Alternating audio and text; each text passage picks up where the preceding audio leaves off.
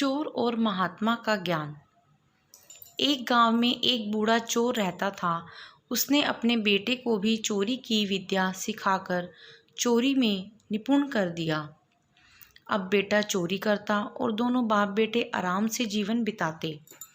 बूढ़े चोर के बेटे को सख्त हिदायत थी कि किसी साधु संत की बातों में नहीं आना। एक दिन चोर के बेटे ने सोचा, क्यों न राजा के महल में ही हाथ साफ कर दिया जाए, और वह महल की ओर बढ़ गया। थोड़ी दूरी पर उसने देखा कि एक बहुत बड़े महात्मा का प्रवचन चल रहा है। पिताजी ने मना किया है, ये सोचकर वह कानों में उंगली डालकर वहां से भागने लगा।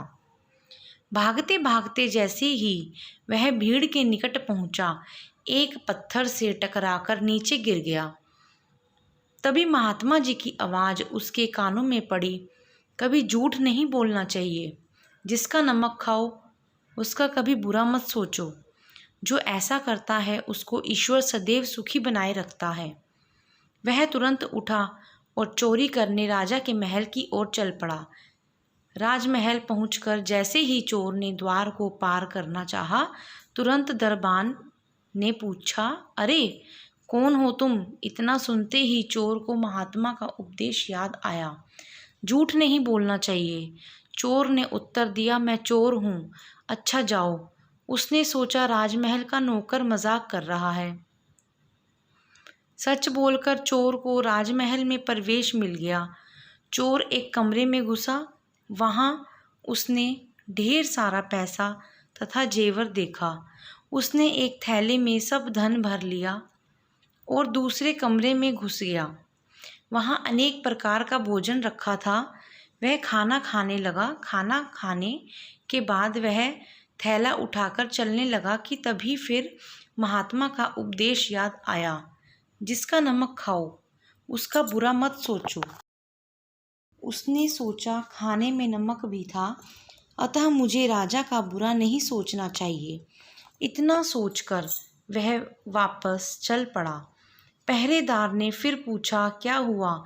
चोरी क्यों नहीं की? चोर ने कहा, जिसका नमक खाओ उसके यहाँ चोरी नहीं करते, इसलिए सारा धन रसोई घर में छोड़ आया।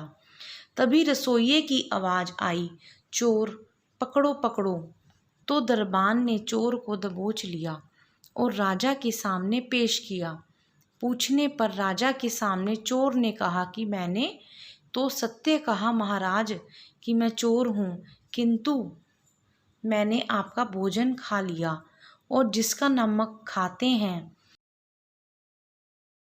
वहाँ चोरी नहीं की जाती, अतः मैं धन छोड़कर भाग रहा था। चोर के उत्तर से राजा बहुत प्रसन्न हुआ और उसने अपने यहाँ नौकरी दे दी। राजमहल से घर जाकर चोर ने अपने पिता से कहा, देखिए पिताजी, महात्मा की बात मानने के कारण ही आज मुझे दरबार में नौकरी मिली। महात्माओं के प्रवचन से सभी का कल्याण होता है।